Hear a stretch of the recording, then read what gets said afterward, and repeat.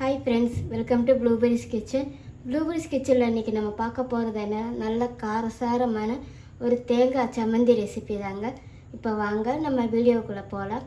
வீடியோக்குள்ளே போகிறதுக்கு முன்னாடி இப்போ தான் நீங்கள் ப்ளூபெரிஸ் கிச்சனை முறையாக பார்க்குறீங்கன்னா மறக்காமல் சப்ஸ்கிரைப் பண்ணிக்கோங்க. இப்போ வாங்க நம்ம வீடியோக்குள்ளே போகலாம். ஒரு டீஸ்பூன் அளவுக்கு போதுங்க. இப்போ நான் சேர்த்து இந்த எண்ணெய் சூடாகிடுச்சுங்க. உரப்புக்காக 2 வத்தல், கலருக்காக 4-5 காஷ்மீர் சில்லி வத்தல் எடுத்துக்கேங்க. இப்போ நம்ம இதை லைட்டாக கொஞ்சம் ட்ரை ரோஸ்ட் பண்ணி எடுத்துக்கலாங்க எண்ணெயில். நமக்கு இந்த வத்தலோட கலரில் நல்லா சேஞ்ச் ஆகி வரணுங்க. பாருங்கள் ஃப்ரெண்ட்ஸ், நான் சொன்ன மாதிரி வத்தலோட கலரில் நல்லா சேஞ்ச் ஆகி வந்திருக்கு. இப்போ நம்ம அடுப்பை அமுத்திக்கலாம். இப்போ இதை நல்லா ஆறட்டுங்க. இப்போ நமக்கு வத்தல் நல்லா ஆறி வந்துச்சுங்க. இப்போ அது ஒரு மிக்ஸி ஜாருக்கு மாற்றிக்கலாம். 4-5 சின்ன வெங்காயம், ஒரு துண்டு இஞ்சி, 3 பல் பூண்டு நான் சேர்க்குறேங்க. பூண்டு பொடி பூண்டு இருக்கிறதுனால நான் 3 சேர்க்குறேங்க. பெரிய பூண்டு இருந்துச்சுன்னா நீங்கள் 1 சேர்த்துக்கோங்க. கொஞ்சமாக கறிவேப்பிலை. இப்போ நம்ம இந்த சம்மந்திக்கு தேவையான அளவு உப்பு சேர்த்துக்கலாங்க.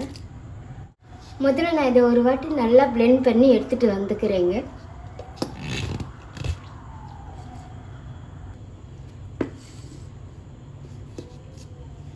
பாருங்கள் ஃப்ரெண்ட்ஸ், நான் இப்போ கொஞ்சம் குறைப்பாக பிளெண்ட் பண்ணி எடுத்துகிட்டு வந்திருக்கேன் வத்தல் இது எல்லாத்தையுமே.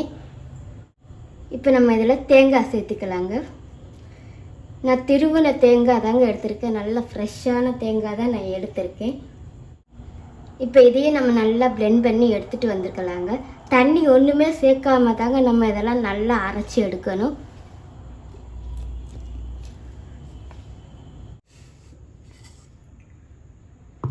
பாருங்கள் ஃப்ரெண்ட்ஸ், நான் இப்போ அதை அரைச்சி எடுத்துகிட்டு வந்திருக்கேன்.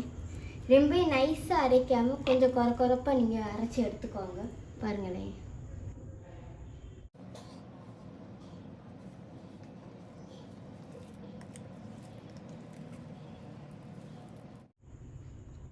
அவ்வளோதான் ஃப்ரெண்ட்ஸ். இப்போ நம்மளோட அருமையான தேங்காய் சம்மந்தி ரெடி ஆயிடுச்சு. நல்ல காரசாரமான ஒரு தேங்காய் சம்மந்தி ரெடி ஆயிடுச்சுங்க.